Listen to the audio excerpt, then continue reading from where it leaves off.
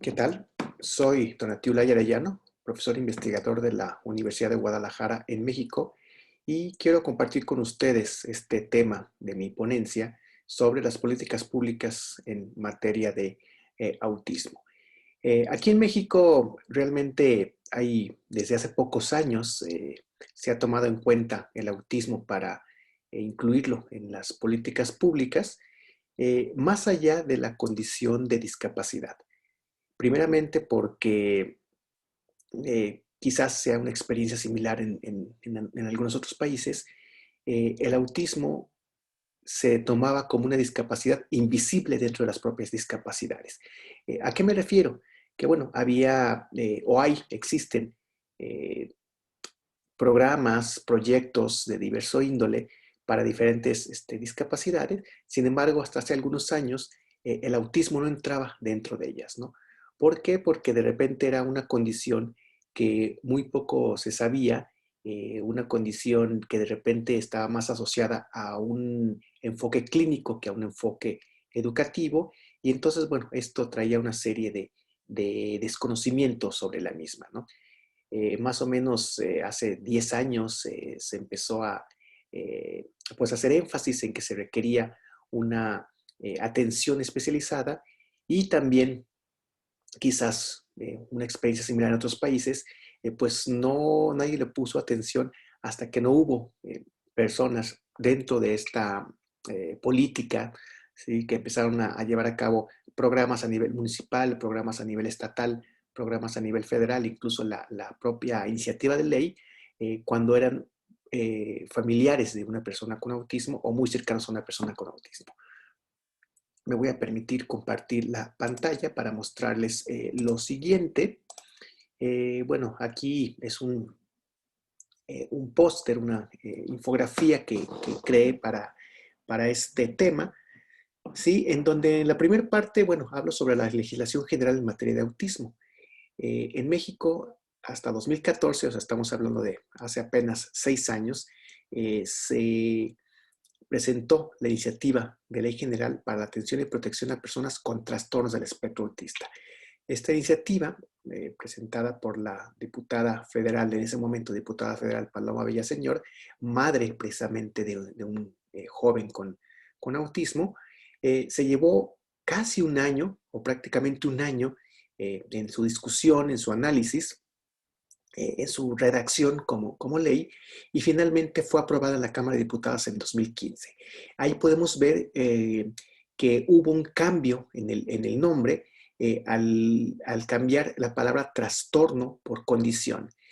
¿Cuál fue el objetivo de ponerle condición? Bueno, precisamente de tomar esta esto del autismo más allá de un simple trastorno, más allá de su concepción clínica y médica, y entonces precisamente llevar una cuestión de inclusión y de educación que trascendiera esto, ¿no? Finalmente, bueno, el 30 de abril se promulgó esta ley por el entonces presidente Enrique Peña Nieto, y al día siguiente se publicó en el libro oficial de la Federación, lo que le daba como vigencia a esta ley, ¿no? Eh, Podemos ver a continuación en el mapa que esta ley eh, les, en uno de sus artículos transitorios señalaba que les daba hasta un año al resto de los estados o entidades federativas en México para que armonizaran su ley o sus leyes, y que eh, estuvieran en pro de las cuestiones de defensa y de apoyo al autismo. Así se hizo. Sin embargo, no todos los estados a la fecha tienen legislación. Algunos empezaron con iniciativas, sin embargo, bueno, por alguna razón, sobre todo de cuestiones políticas, pues no se ha llevado a cabo por lo completo, ¿no?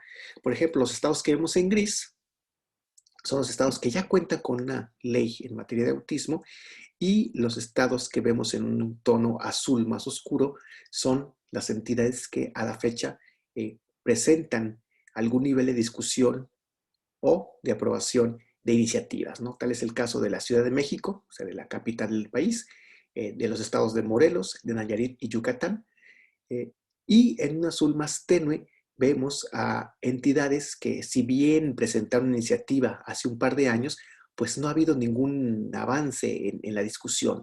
Estos son los estados de Aguascalientes, Guerrero, Hidalgo y Puebla.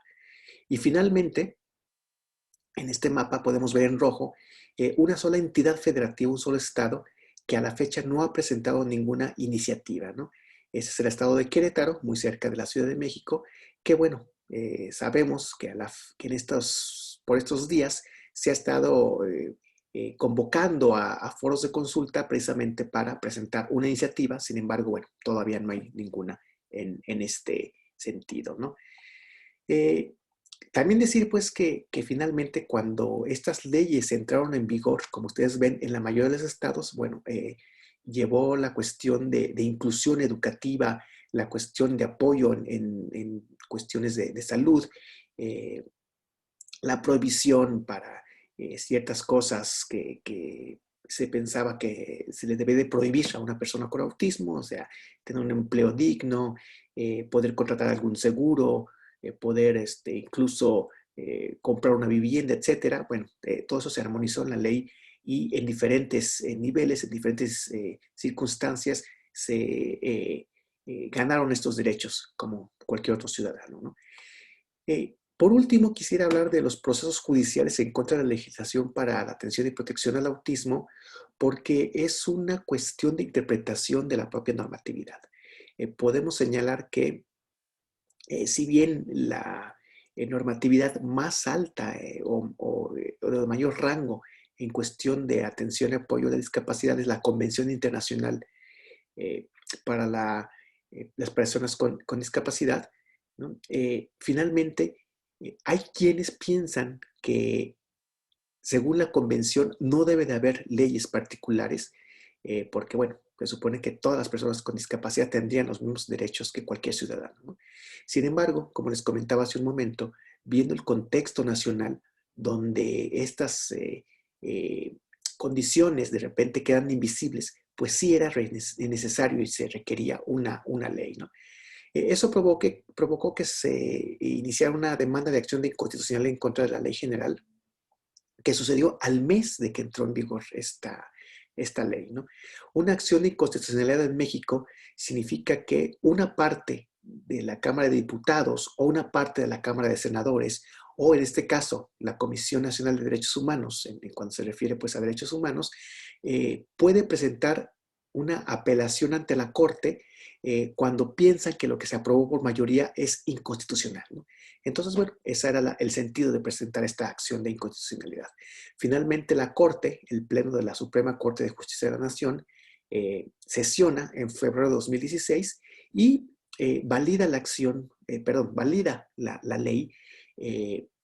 Solamente por ahí declara inconstitucional algunas normatividades, algunas porciones normativas muy pequeñas, pero finalmente la ley es declarada válida, ¿sí?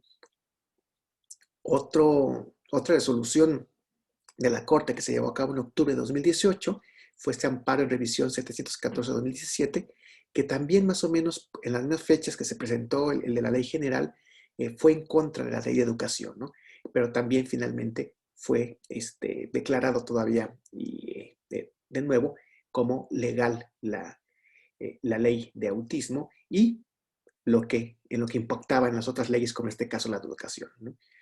Y comentar este caso muy interesante que sucedió en octubre de 2019, donde la Corte sí echó abajo una ley de autismo, la ley del Estado de Nuevo León, pero no porque la considerara inconstitucional o porque hubiera algo mal en su redacción, sino porque en su discusión de creación no se convocó adecuadamente a los grupos involucrados, esto es, a personas con autismo.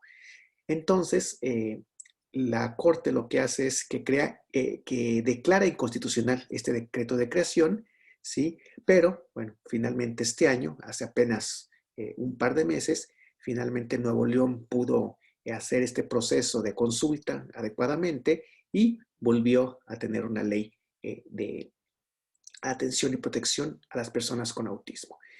A grandes rasgos, esto es el andamiaje que le da sentido a la política pública nacional para el apoyo a las personas con autismo, se crearon comisiones especiales para ver la política pública, donde participan instituciones, en algunos estados participa sociedad civil, participan algunas otras instancias gubernamentales, pues con este fin de darle estos derechos a las personas con autismo, otorgarles esta protección y estos apoyos, ¿no?